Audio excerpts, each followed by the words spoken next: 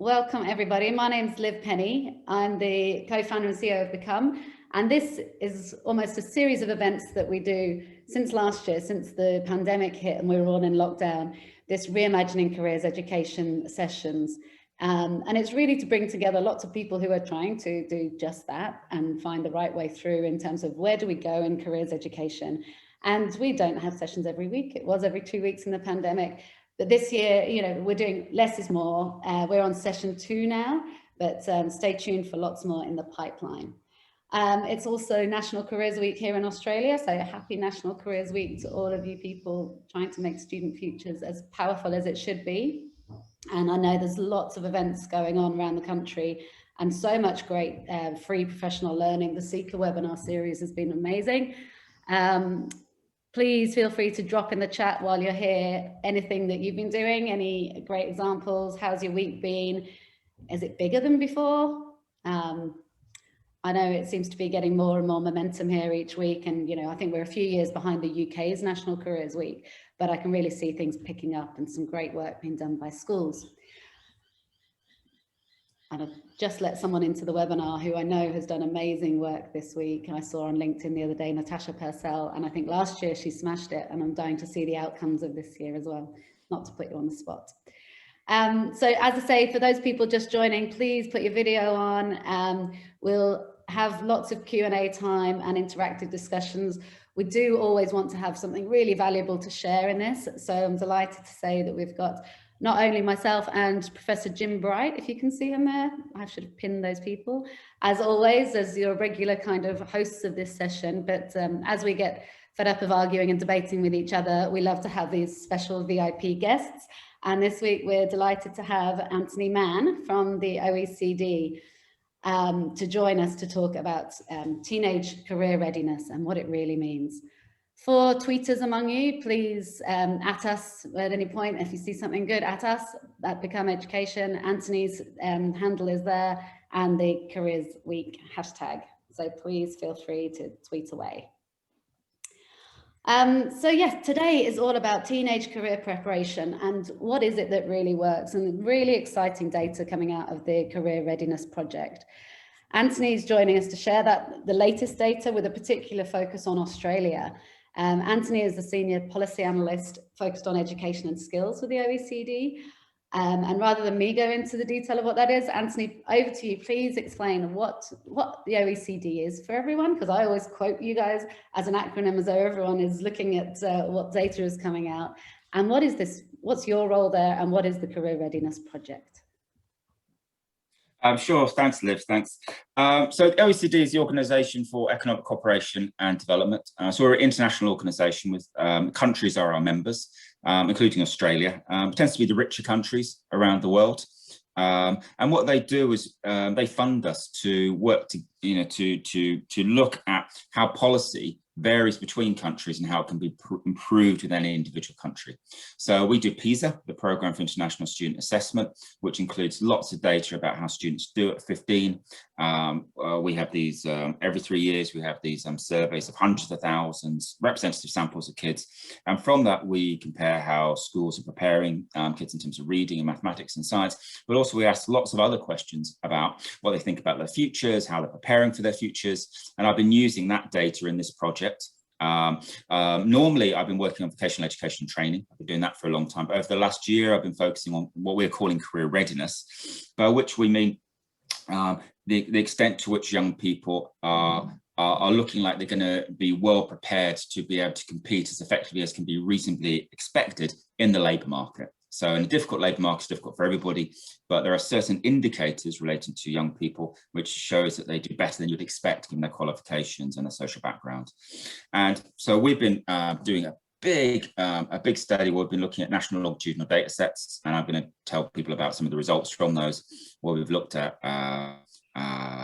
cohort studies. We looked at how surveys of how young people, what they think and what they do at 15, and then what becomes them 10 years later. And from these, in multiple countries, it's the first time it's ever been done. We've looked at systematically how young people are doing, and from that, we're picking out some of these indicators. And today, I want to sort of share this ongoing work with you guys, and then see what you think about it. Fantastic. And I think most of the people, most of the educators on the call will be familiar with the PISA data, and in terms of getting wrapped over their knuckles about numeracy and literacy data every once in a while. But we've never seen so much focus on the career readiness. Would you see that? Would you think there's some extra momentum, or is it just because we're looking closely at it right now? Well, there's a lot of interest at the moment, for two reasons. One is because in long-standing concerns over automation and digitalization and what that means to the labour market. And, we've seen that it's often young people who are more qualified than ever before, staying in education longer than ever before, but are struggling to get into labour markets. And it varies between countries, but it's counterintuitive. And then we've seen the pandemic. And with any disruption like this, we find that labour markets becoming more and more dynamic, difficult to predict, difficult to prepare for, often related to periods of economic crisis, recession, and young people typically are much more likely to experience unemployment.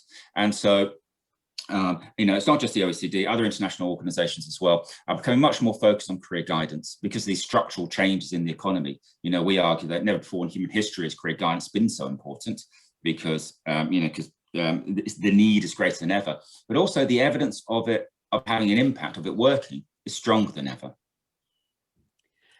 Yeah, I think that will be music to the ears of most people on this call who, are invested in the industry and see the power of this work, but maybe haven't had the evidence and impact behind them before to actually make that business case and actually prove, the case for not doing things in a traditional model with the whatever reasons were. So a new business case almost. Jim, I know there's been a lot of activity on Twitter this week about do we build as a profession, are we building on evidence? Is it good to hear this longitudinal data and this new data is coming through a focus? Longitudinal data is music to my ears with my academic hat on. If we're ever going to become serious as a profession and be taken seriously, we need to have a strong evidence base. And I believe we need to have evidence-based or evidence-informed practice. And we need to get to a stage where the quality of what constitutes evidence is improved. Every profession starts off, has to start somewhere, and we need to build it. I was interested to see a sort of what was seen as a throwaway question from Tristan Hooley in an event this week in the UK launching the Oxford Handbook, where he asked, whether diversity in research is a good thing, and apparently the panel said yes, it was, unanimously and sort of very strongly. And I actually tweeted back saying, well, it's not axiomatic that diversity is a good idea. But one of the problems is in some disciplines is if you've got everyone rushing off in different directions, all doing their own little thing down rabbit holes, we never actually get anywhere because people are just pursuing their own little research agendas. And we're not building on an evidence base. And I think if you compare it, I don't know if it's a gold standard or not, but if you compare it to, say, medicine, the research builds on previous findings. There are certain building blocks, there's certain things you can assume, certain effects, certain impacts that we know we're going to find. And I think we need to start to be doing more of that kind of work.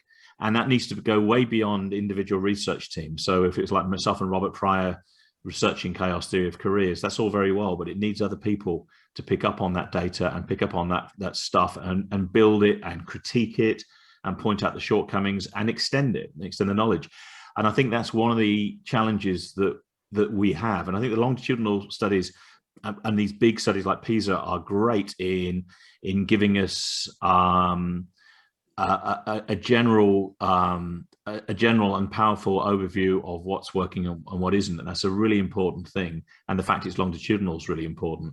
We just got to do so much more of it, and that's actually a problem in our industry. We're not training people to do it, and when we're training practitioners, we're training them to be practitioners. We're not training them to be scientist practitioners. So we're not doing the research component. Certainly in the Australian context, is not strong enough at this stage. And I'm speaking as someone who's actively involved in training practitioners. We need to get to a higher level. So long-winded answer to the question, yes, I absolutely welcome it. It's exciting. Yeah, I think that's you'll see as we go through Anthony's presentation, that link into practice. So I'd encourage all of you, whether you're listening, to really think about the implications for practice. So I'm going to hand straight over now. Anthony, you should be able to share your presentation now. Actually, before we do, just everyone give us a wave and a smile for National Careers Week. Oh, we'll do that later. All right, is my screen coming up now? It is. It is. Very good. Well, it's good to hear that this sort of work is music to Jim's here, because I know that Jim's got a very fine taste in music. It's from his Twitter account. Okay, so just to kind of like summarize, to introduce what we've been doing here at OECD. So about a bit over a year ago, we did a first take on the results from PISA 2018. So this is, the 15-year-olds all around the world, including thousands in Australia, representative sample. We asked them about their career ambitions at 15, and we pulled out some conclusions from that. And we found that generally they're often narrow, they're often confused, they're often distorted by social backgrounds. And when you look at the data sort of like country by country, you see variations between countries, but also within countries, which is a bit alarming. And that sort of like was the starting point for a more ambitious piece of work, where we looked at, these national longitudinal data sets. So these are ones where you get a cohort of kids, you follow them from either birth or age 10 or 15, and then the same kids, you follow them into adulthood, and you've got loads of information about them. And so what you can do with statistical analysis is to try and isolate some of the things which are distinctive about their childhoods, and see if they have an impact later on. So, typically, more qualifications they get, the better they are in maths, the higher paying career they get, so, the more stable their family background is, the smoother their transitions, or the, kind of happy they are in adult life. But we started by doing a literature review, which included a lot of Australian, UK and US data, because that's where the literature is. And we published that out as Career Ready, and that's it's quite a heavy paper, but that really sets out the evidence background, saying that something is happening here and something we need to be aware of.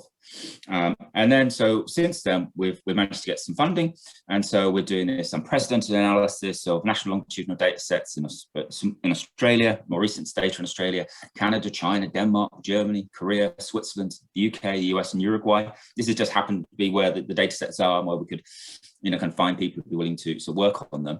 And through this, what we're trying to look at is seeing, are there kind of universal characteristics of, better career readiness?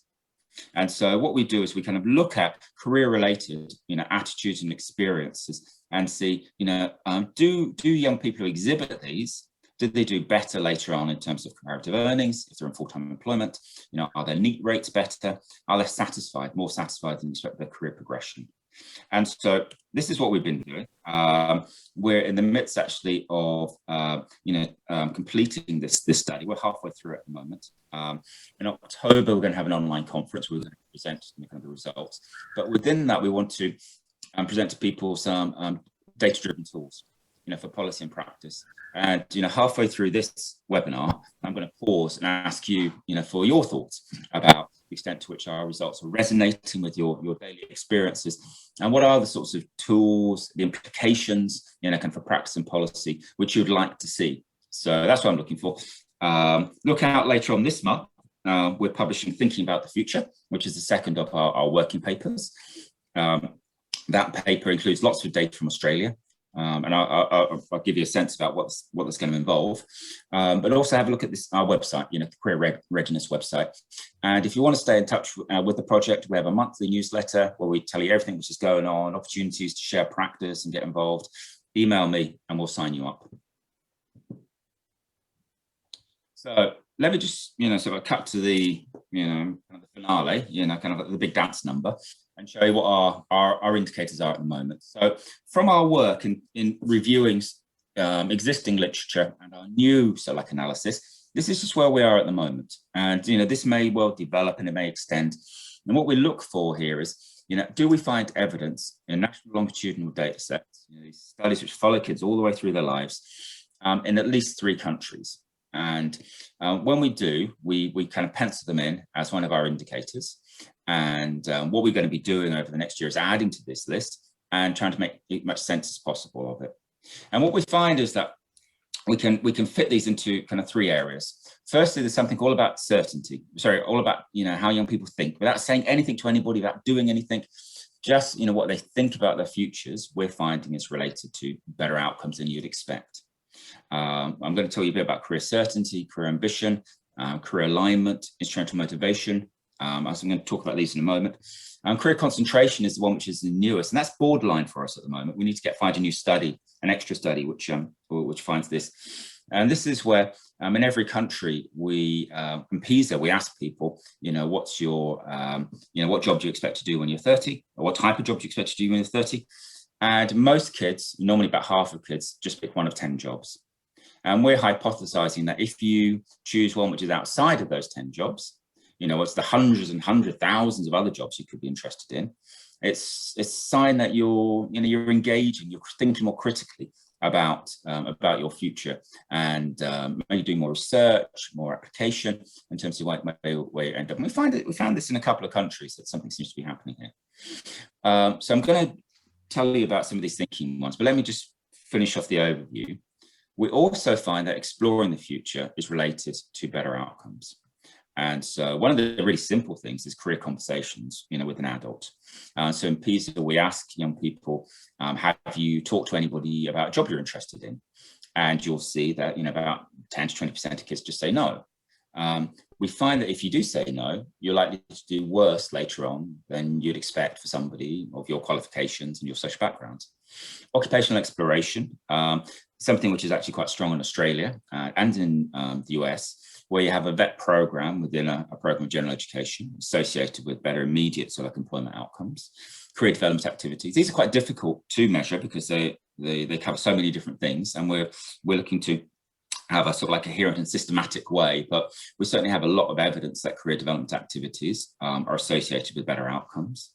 And then we have a section around simply experiencing the future, working part-time, doing an internship or a work placement, teenage volunteering. And there's devil in the detail, and we need to know more. But what we have here are patterns, and these are patterns which we think are a demand to be taken seriously, because overall, through these little glimpses we get into people's lives, through the accident of the questions which are in these surveys, between making sure that the sample is appropriate. What we're finding is that what we feel is that young people are exhibiting these sorts of indicators. They're critically exploring their potential future. And so, they don't need to decide with certainty that, what they're going to be doing and being on a single track, but they're actively thinking about it. They're actively engaging in it. And we expect that to be in a process of continual dialogue, with themselves and others about the relationship between their education and training choices and who they might become later on in work. So I'm not going to go through with you the evidence base. If you want to look at the evidence base, have a look at this new paper, Thinking About the Future, which is coming out this month, or that Career Ready paper. But here you'll just see is that what we're summarising, what the studies are from different countries, which are giving us more positive outcomes. And what we think, what we kind of see here is that. We have sometimes, the impact seems to be very significant. Sometimes it's very small, but what we feel is that it's cumulative. If you get involved, if you're having this profile, if you're thinking, exploring, experiencing, your profile should be made so cumulatively you're significantly better placed overall to be able to do well. So what I'm going to look at is, we've got data about how some of these indicators rely for Australia, but also by student characteristics. And I'm going to run through these. And so I'm using this PISA data. In Australia in 2018, we had 14,000 students in 800 schools take part in these tests. And they give us lots of data, as I say. So let's look at career certainty. Now, career certainty is, is the response to the question, here we go. What kind of job do you expect to have when you're about 30 years old? And if a young person doesn't answer that, or they say, I don't know, or they're really vague, we put them down as uncertain. And we do a check to see if they're put in other written answers. So we ask them to do what their mum and dad do for jobs. And we find that, they write in other answers, they just don't write in this one. So we assume they're generally uncertain. And what we look here is, kind of like Australia. This is like in the year 2000, we found about 5% of, kids were uncertain. And in Australia, like in many other countries, there's been a really big increase in the last 20 years amongst kids at 15 being uncertain. And, as I say, so like in general, that's associated with worse outcomes, kind of later on. But the thing which I worry about and we worry about here is, let's see, I seem to be stuck on, here we go. So this is the career uncertainty by personal characteristics. And what you want to look at here is, so this is Australia and the OECD averages. So let's look at the blue for Australia. And you'll find that sort of like boys are more likely to be uncertain than girls, but particularly kind of low performers. So 30%, nearly 30% of low performers, over 30% of low performing boys are uncertain about what they plan to do. And this is the flag for us, because these are kids who we're expecting to go into the labour market very soon. And they don't have a plan. They don't have a trajectory, and they need to make decisions, continually decisions about their education, their training, about where they want to go, where they want to be. And we find these are continual problems. And so we see this in other countries, but it's something which we're going to see again in Australia. That sort of disadvantage is associated with kind of worse outcomes, or worse indicators for young. Now, through these a little quickly. You're going to get the slides. Actually, can I ask you a question? Sorry to interrupt. Sure. Just can you go back to the last graph for a second? I won't do this too forensically all the way through. I just wanted to. You made a comment. They said the boys were more uncertain than the girls. Is that statistically significant? First, I'd have to look that up for Australia. Okay. Data from 89 countries. And yeah. Okay. Or generally, it doesn't have to be for Australia. I mean, it looks pretty significant. I mean, there's quite a big gap. Hang on. Does it? It looks like about 20. Let's have a look. So we've got about 20. Oh, well, maybe not. Maybe not. Depends on the The other thing I wanted to ask you about, just briefly, and I won't perhaps too often, but the word, using the term career certainty or uncertainty, if I understand that rightly, you asked them a question, what kind of job do you expect to have at 15? Presumably, if they end up doing that job in 15 years' time, then you could say that they were career certain. But if I said at 15, what do you want to do when you're 30? And I said, open the batting for England. And then when I get to 30, I'm a psychologist. It seems a bit strange to call that career certainty. I mean, it seems to be more like career consideration or active consideration. It's like a process. Have I got the wrong end of the stick there, or? Well, I mean, we're using the phrase as it exists in kind of academic literature here. So there are kind of like a range of studies which tend to use certainty to illustrate whether somebody is, certain about their aspiration or their ambition at 15. Actually, we call it an occupational expectation, or uncertain about whether, what they might be planning to do or expecting to do. So, I mean, there are studies which look at the relationship between your ambition as a teenager and what you end up doing later on. And I think if you say you're going to work in science, you're more likely to work in science than would be statistically expected. But here in this case, we're not looking for what actually happens later on. We're looking for, whether a young person has has an expectation of where they would want to be, in 15 years' time.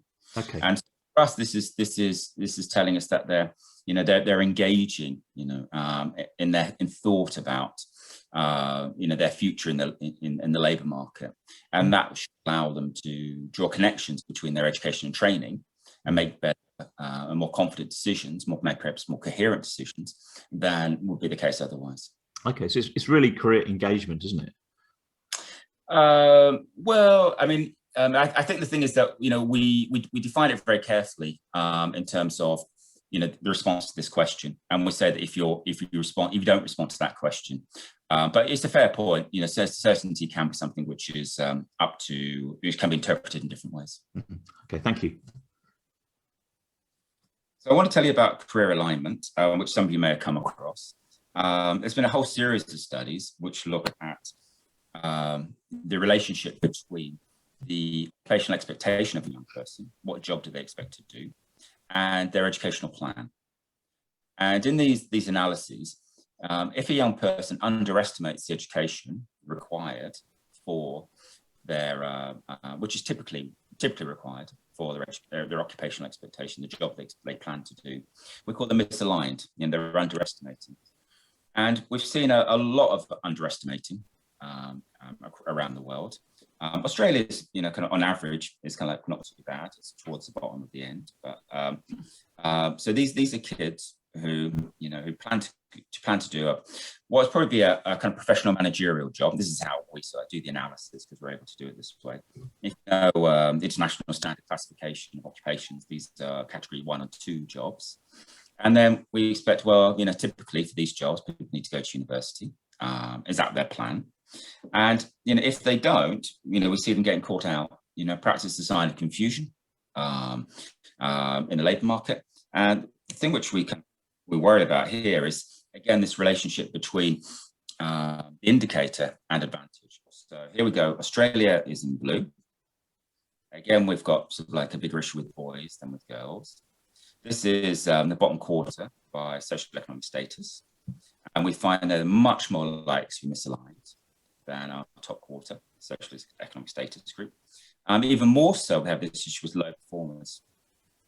So these are low performers in the PISA tests in the lowest quartile. And you see the high performers, they're much more likely to be aligned. And it gives us, perhaps a bit more evidence that, kind of young people who are more disadvantaged, who are finding school more difficult, are perhaps going through school with evidence of their career thinking, needing some additional support. Okay. So we also look at sort of like career ambition, and that's an interesting, and it's a bit of a difficult one for us, because we don't believe that wanting to go to kind of university or be a professional or a manager is in and of itself a good thing. But we find that the evidence tells us, the national longitudinal studies show us that students who have high ambition, meaning that they expect to be a manager or professional, by the age of 30, tend to do better, sort of later on in the labour market. And we find this even applies in countries like Switzerland for kids who are going through vocational education, that sort of like high ambition is a suggestion that, I suppose, somebody is thinking actively about the labour market. They're thinking about it with confidence and hope, perhaps. In Australia, ambition is very high. And this is perhaps an issue which many countries are going to face, that there simply aren't this many jobs in professional and managerial categories, kind of for young people in any country. And so we find that those kids who are underestimating the education they need are at pretty important disadvantage compared to others. And then if we sorry, my slide's gone a bit odd there, but let me press on, because I want to make sure we have time to speak properly. We've got figures here for career concentration, and here what we're finding is that in Australia, young people, this is all everybody, we find that concentration is much higher in terms of boys and girls. We look at gender separately, and we find that in general it's increased a lot. That these are the kids who say that they're going to work just 1 to 10 jobs. We find that systems with very strong vocational systems tend to have low levels of concentration, but this is one which we're actively exploring at the moment, which may not ultimately be included amongst our indicators. And I'd be particularly interested to hear from people whether they feel that this is something which they feel resonates in their lives. We find in some countries, for example, in one country, 38% of girls say they're going to be a doctor by age of 30. In many countries, particularly non-OECD countries, it's about 70% of children who say they're going to be working in just 1 of 10 jobs. And we could argue that, this is evidence that the labour market just isn't signalling. Young people at this age are making important decisions about what they study, how hard they study, maybe where they study. And, that's with a view in mind for whether they might end up in the labour market. In part, they're also, kind of following their interests, and they're following their enjoyment in learning, which is kind of right and proper. But we do find, very strong concentrations of young people anticipating working in a very small number of areas. And as I say, if you look at look at the spread across different types of jobs, in countries with very strong vocational systems, we find that spread is kind of more even. Let me move on to this question about in the area of exploring the future. This question of career conversations. Now, this might look quite good, at first glance, so we've got, ranging from over 70% to nearly 90%. Australia does very well. Here we've got about 88% of young Australians say they've had a conversation with somebody about a job they're interested in doing in the future. But if we pause and look at what that means, from the other perspective, we have in Australia 12%, in Bulgaria nearly 30% of kids say they've never had a conversation, not a single conversation about a job they're interested in the future. And in our work, we see the need for multiple conversations, and that's what the longitudinal data tells us. Conversations with teachers, conversations with family members, conversations with people in work, who have access to particularly useful information about what jobs are actually like and how well suited an individual might be for them and what you need to do in order to be able to get into them. And if we kind of look at the breakdown, by student characteristics, kind of here we kind of see Australia. Australia still does very well. Very chatty people in Australia. Lots of conversations going on. But it's the kids we worry most about. So it's our low performers. Nearly 20% of them haven't had a conversation. Kids from the most disadvantaged social backgrounds. They're the ones who aren't having the conversations. And it's a flag for us. So if we can ask a young person, have you had a conversation with anybody about, a career you're interested in, and they say no, I think that's a flag that, they're not actively engaging, they're not drawing upon a community of support to be able to make sense of their interests, their abilities, their competencies, what excites them, in order to be able to move with some confidence kind of through an education system. Think about exploring as well. One of the key pieces of evidence we look for is job fair attendance. In PISA, we have this question in PISA 2018, who actually goes to a job fair? And it's a really simple thing for schools to organise. Many schools don't do it, but by age of 15, we would hope that all young people have the opportunity to hear from employers directly on multiple occasions. And we would see kind of like effective practice, not just doing things once by the time you're 15, but so many times kind of in different formats kind of through a school year. Australia does pretty well, kind of on average. Over half of 15-year-olds in Australia say they've been to a job fair. Much better than over here in Hong Kong, 7%. But what we find, again, if we sort of like break things down, is again we have this issue about equalities, and it seems to be something which is running through kind of the Australian data. That greater levels of advantage are associated with greater degrees of career preparation. And I think in our work, what we feel and what we see is that the ability to visualize and plan for a future, is a competency. It's a capacity which needs to be developed, and it's developed through access to resources at home, at school, in the community, and that some young people need more support than others, just like some young people need more support in their maths than others, in order to be able to secure the extent of kind of knowledge to allow their preparation, their visualization, their planning. But here we see, these are our bottom quarter social economic status kids, about 10 percentage points less likely than their peers in the top quarter social economic status. Again, we see low performers against high performers. And, it seems to be that, some patterns which are emerging here through the Australian data. And really we'd expect, ideally it should perhaps be the other way around, that, we don't want to track young people this way or that way, but if low performers who are sending out these flags, we should make sure that our schools provide them with a kind of additional support to help them make sure that they build this capacity. Anthony, just quickly on that last one, I just noticed the public-private school at the end there. There's very little difference. That's really seems strange, yes. Given the STS data. I would assume it depends how private schools defined, I suppose. Yeah, I was struck by that. I looked at that. I imagine it might then be something to do with internal tracking within schools. Mm-hmm. Yeah. we know the Australian, I mean, I don't know the Australian system, especially as well as you guys do. But that's something I did look for. But also we kind of found in terms of selective and non-selective schools, we didn't find much of a difference either. There's something that seems to be happening, and probably within sort of like, you know, mainstream state schools. But I say these are averages, you know, across 800 schools in Australia. I want to look as well as about speaking with a career advisor in school. On average, across the OECD, only 50% of kids are spoken to a career advisor in school by the age of 15. We would argue that is just not good enough.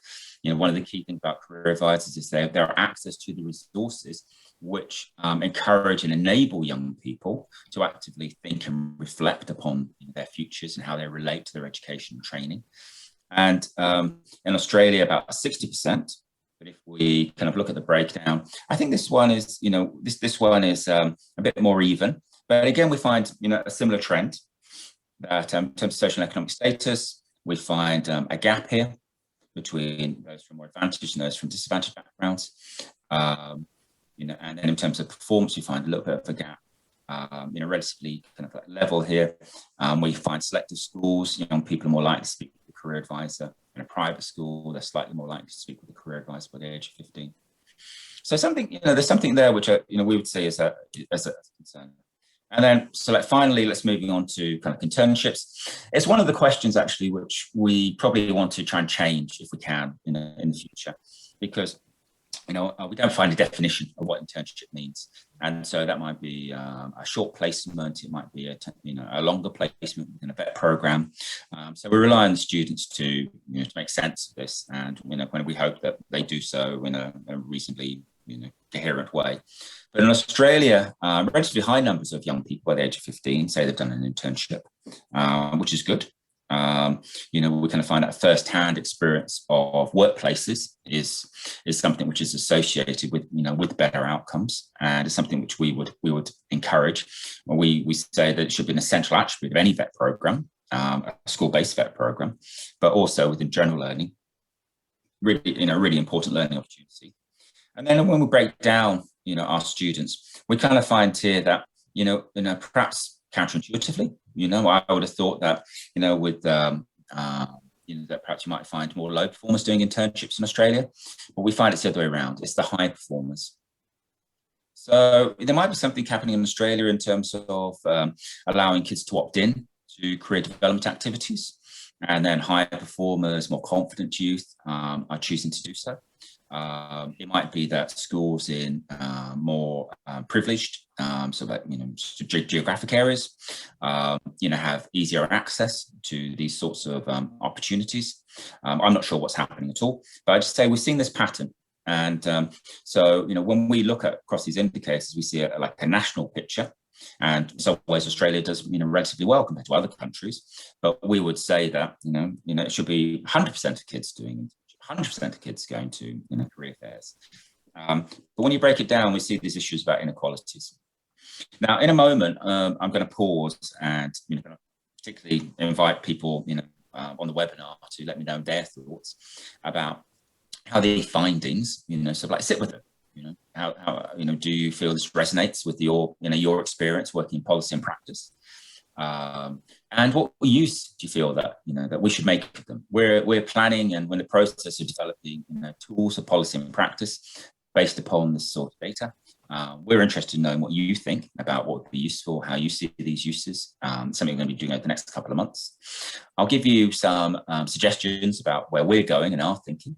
We're finding that, you know, that there are, you know, teenage career-related indicators of better adult employment outcomes, you know, non-cognitive ones, you know, which do exist. You know, we find that in this statistical analysis, this applies as much to lower achievers as higher achievers, as different types of young people, because we can compare like with like, you know, low achievers with low achievers, and some have these career interventions and they demonstrate this career thinking, and they do better than we'd expect. We see them over long periods of time. We see them in different countries, and where we will report back to you, you know, the kind of the global community over the next few months about what we find when we're looking at this wider range of countries.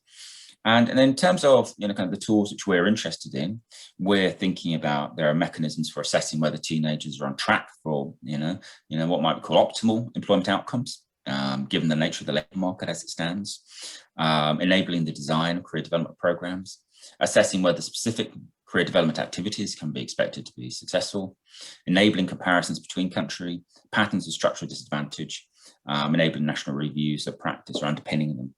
So that's a bit where we're coming from. I thought I'd just pause there. Maybe I might take my slides down for a second. And then I've got maybe just 3 or 4 more slides to show you at the end. But I know we've got about 20 minutes or so we could maybe have a bit of a conversation and a bit of a discussion. Thanks so much, Anthony. I think while everyone's gathering their thoughts about what's the burning questions, so many different factors in that and around those indicators. But if anyone's confident, you can either drop them in the chat or unmute yourself, or I might have to unmute you. Someone's talking about the career conversations. Anna, do you want to unmute and ask that? Can't see you. Yes. Hello. Just thinking about the career conversation and knowing that the certain career conversation can have a huge impact on a person for the career, that they can remember years and years after, saying that this person says that, I can't do this or I can't do that.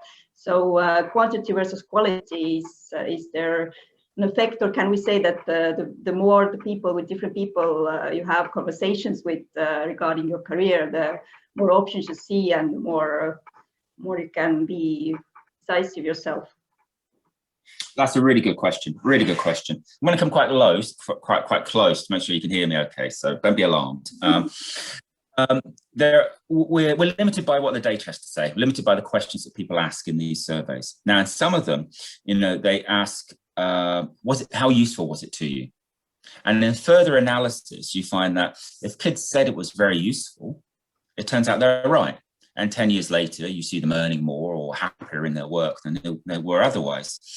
For career conversations, we're midway through our analysis, so I can't tell you what the conclusions will be. It's looking like more conversations is better, because we have these questions where, often have a long list of people. We might talk about teachers, kind of parents, people who are in work, friends. And it looks like that the more conversations you have with different types of people, the better place you are. And that fits with social capital theory. There's a researcher called Mark Granovetter who has this idea called the strength of weak ties. And he's looked at people in work and how they find jobs. And people who know lots of different people, who talk to lots of different people, tend to be at an advantage because, they're learning new and different things from different people about work opportunities and information. Certainly, there are studies where, young people's perspectives on them is something which, is seen to be something that should be taken into account. Whether we can find enough evidence to build that into all our indicators remains to be seen. But certainly I'd recommend, based upon the evidence which I've looked at, is that one of the things that people should ask kids at the end of an activity was, how useful was that to you? And, if they say it wasn't useful, well, think about giving them something different, or, doing it again in a different way. One interesting thing is that probably the best study on this is from the UK about career presentations in class, from people outside of school. And, there's really clear evidence that if the kids said it was very useful at the time, they earn a lot more later on. There's a benefit there. But the more interactions they had, the more conversations, the more career talks which they're exposed to, the more likely it is for them to say it was very useful. And you can think about it a bit like throwing mud at the wall. The more mud that gets thrown, the more likely is that something will stick. Anthony, it's these sort of correlational data. I know it's longitudinal, so the more useful they said it was, the more money they're earning. Is there possibly a mediating or moderating variable in this, to get technical? That, for instance, somebody who is more naturally optimistic or positive or better adjusted due to possible social factors is more likely to appraise a career intervention as positively, and that person ultimately ends up earning more money because of that. In other words, it's actually other factors such as optimism, for instance, which might be accounting for that. So do you partial those things out in and related to that is, what kind of effect sizes are we talking about here in terms of differences in happiness or satisfaction or salary? Are we talking very big effects, or are they relatively small?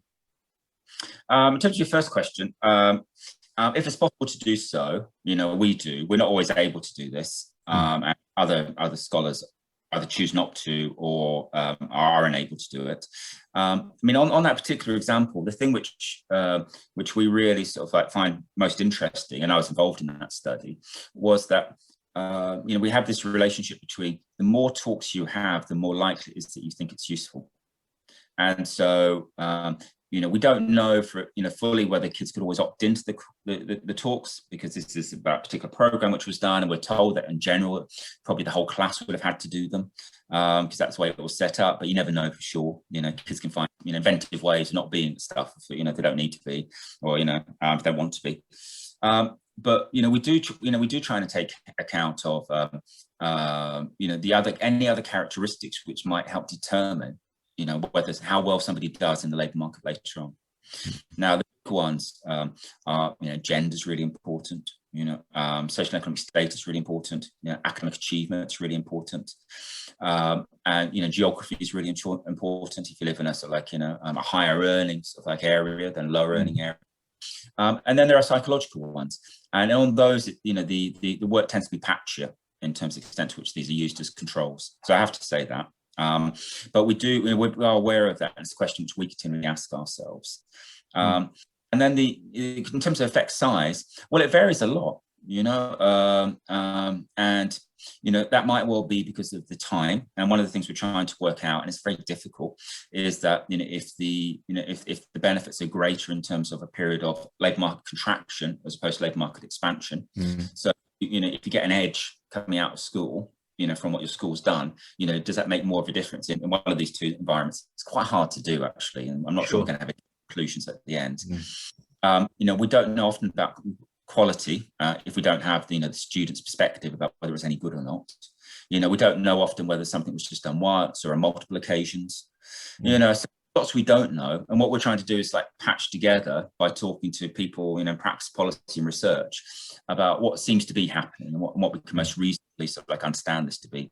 And we look for patterns, because we can know that if you just go on any one individual study, you're looking at maybe something the kids got in 1996 and then looked at their earnings in 2006. That's 15 years ago. So what we're trying to look at is as many different studies as possible and look at what some of the patterns are. And then we look, do they do better than you would expect somebody of that qualification level and that social background to do, so that gender, that social background, so the basics, and if we're doing better, we kind of feel that that's evidence to show that there's some advantage which seems to be associated with this phenomenon which they went through when they were a teenager. Thank you.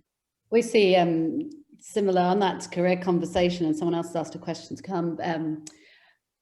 The difference between those people who've spoken, the conversations they've had as early as year 5, but prior to year 10.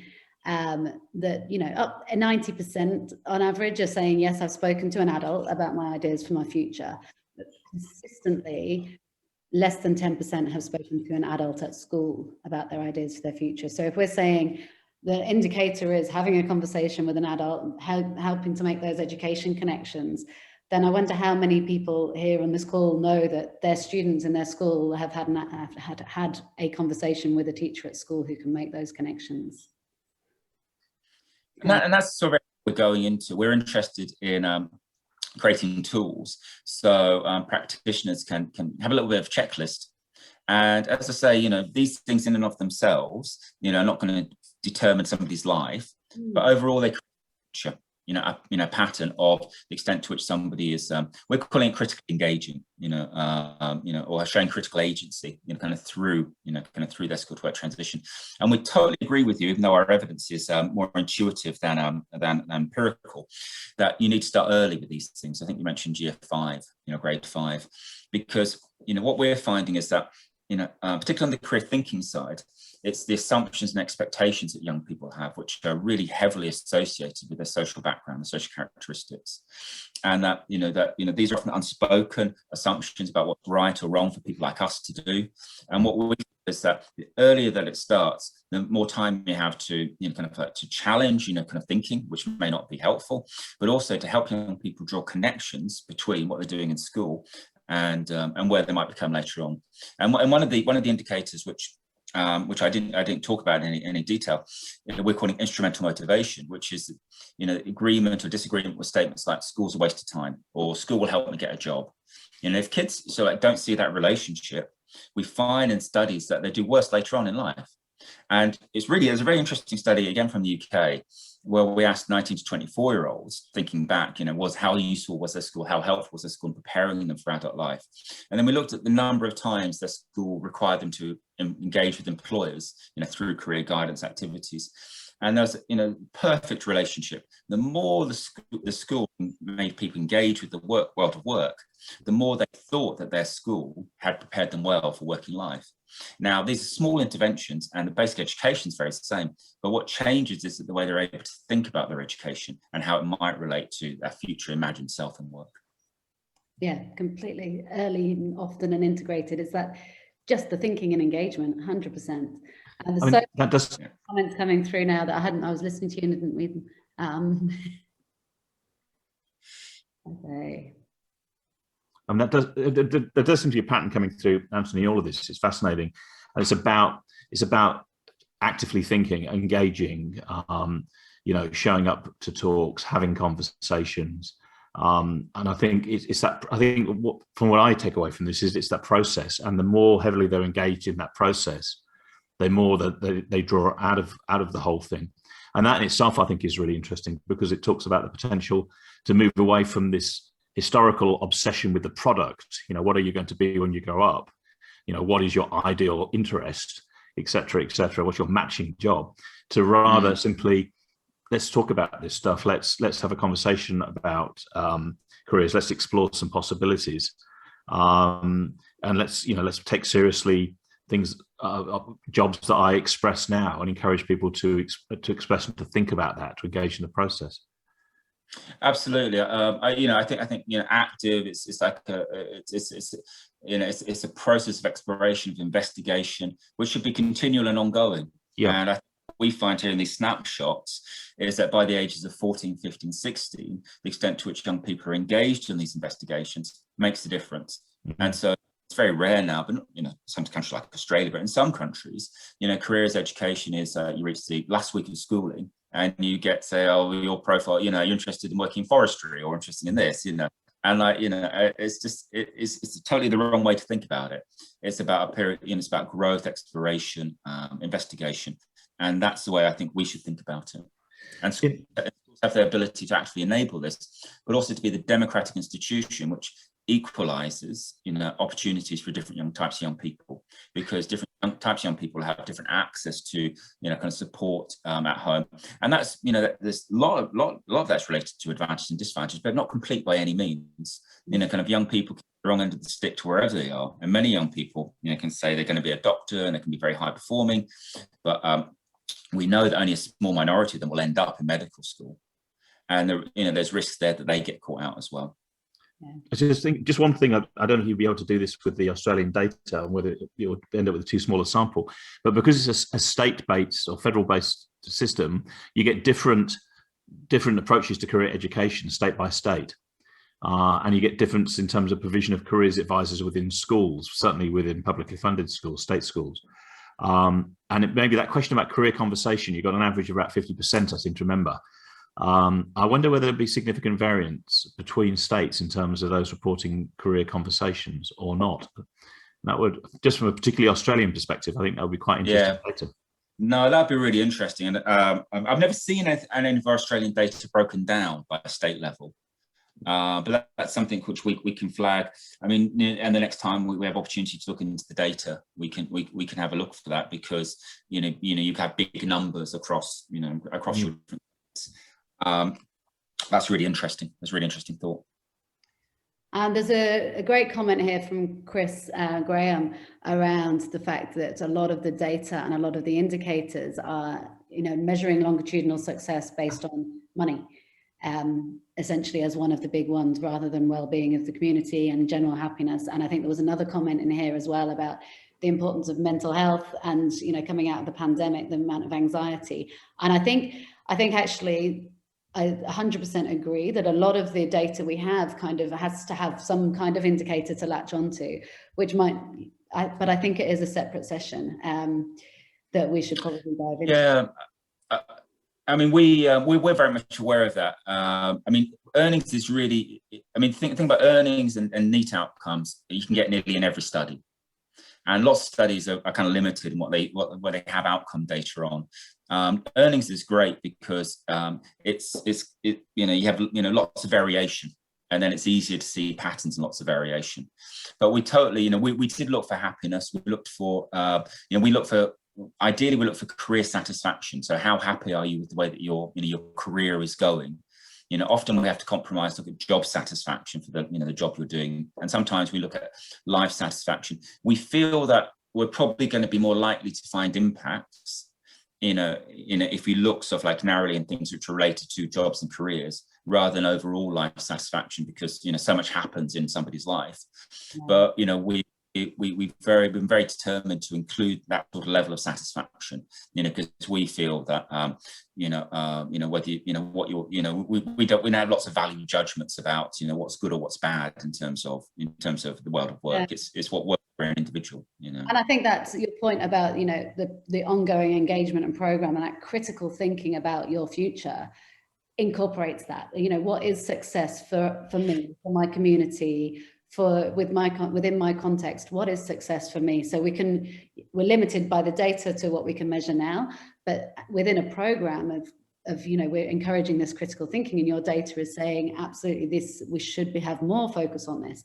That can absolutely go broader than what I'm hearing you say is it's about that critical thinking and questioning and active engagement with it, rather than how do we get more people to aspire to be doctors and put money at the heart of everything. So I think I mean, we're driven more by you know, kind of the needs of young people than the needs of the labour market in this work. I'm aware of the time, so let me just show you, if I may, sort of like one kind of like final slide, which I think people will find very interesting to see. So this is career uncertainty as a correlation, you know, by whether a student has spoken to a career advisor or not. And you see sort of like systematically across different countries, you know, young people are less likely to be uncertain if they've spoken to a career advisor. And, you know, some countries they may opt in speaking to a career advisor, some they might be something they have to do. But it just gives a little glance of the way that, you know, kind of practice can influence the indicators in the way we'd want them to go. And, you know, we need to do much more work on this. But this is something which, you know, we're very interested to see about, you know, what is the practice which can push the indicators in the way which we'd want to see them. I can't resist. Can you tell me, Anthony, what's your interpretation? Why are Albanians so certain, and why are Belgians so uncertain? What on earth is going on there? I mean, the Belgian one in particular. We'd love to do some work in Belgium. You know, it comes out really badly on nearly all of our indicators, and you know, we're not quite sure what happens in Belgium, to be honest. Right. What we do find is that in many countries, many countries, perhaps are less developed countries, low levels of development, that levels of certainty are perhaps lower, you know, but it appears that perhaps aspirations are less realistic in that they're very concentrated, and we find sort of like, you know, so we find and they're very high as well. We find everybody wants to be a lawyer, a doctor, an engineer, you know, and we kind of worry really actually for the psychological dimension here that we do have probably the most ambitious generation of young people ever. They're also the most highly qualified, you know, they've been in education for the longest as a generation ever, but the labour market's not going to support, you know, this level of professionals and managers and sort of going through, you know, universities won't support, you know, the number of students who want to go to university. And so, you know, we do have that as a, you know, kind of like a psychological issue about how do you cope once, you know, you do get caught out in a labour market. And how do we take action on that before they all get stuck? How do we do it in real time? Yeah, and it seems to me, I mean, the American work on critical consciousness is very interesting here, which kind of shows that, you know, kind of young people who are, you know, who are aware of the, you know, the pits, you know, the pitfalls as well as the kind of the opportunities of the labour market, perhaps turn out to be more resilient. David Bluestein's work in the US is very interesting and useful, you know, in how we can prepare young people to have a sense of the reality of the labour market. I think our evidence shows that quite a lot of young people probably go through education, very high ambition, you know, very confident about perhaps where they're going to end up, and then have some, you know, some pretty rude awakenings, and I think they could be quite difficult to kind of deal with. And so we want to, you know, we want to make sure that young people have a realistic understanding about what the labour market is, you know, what its difficulties as well as its opportunities. And I think schools are a way to, you know, to enable and encourage that awareness. Yeah, fantastic. So lots of let me take this down because I'm aware of time, and I know you guys keep to time.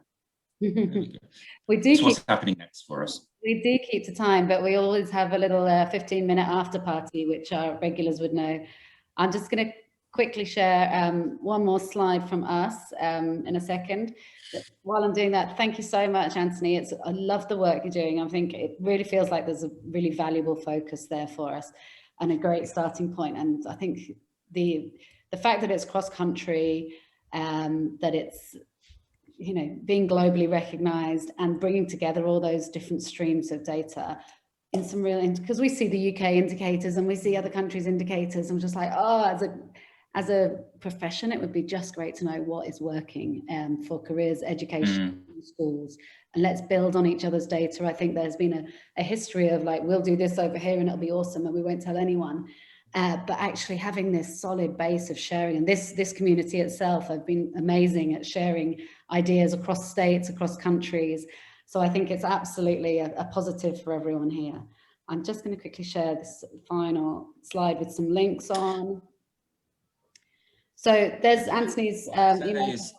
Really encourage you to. I was going to say, if you send me the chats, that'd be great, because like I haven't had a chance to look at them all as we've now really this conversation. Yeah, there were a lot of great questions in there. So absolutely, I would encourage everyone to send Anthony an email and get onto his mailing list. It has heaps of detail and really interesting content about what's going on with the project. And for anyone that wants to know more about Become, we've got an event.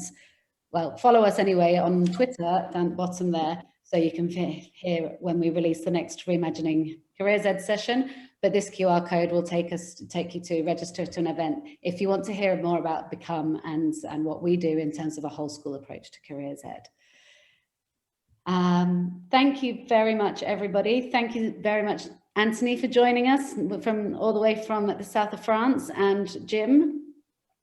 And to all of you others for coming as well. It's great to have so many people involved here in National Careers Week. Again, so keep in touch. It's a really nice community. We have some of the presentations are packed with data and informative. Some of them are really, really informal and chatty. So absolutely stay in touch and come along. Thank you everyone for coming.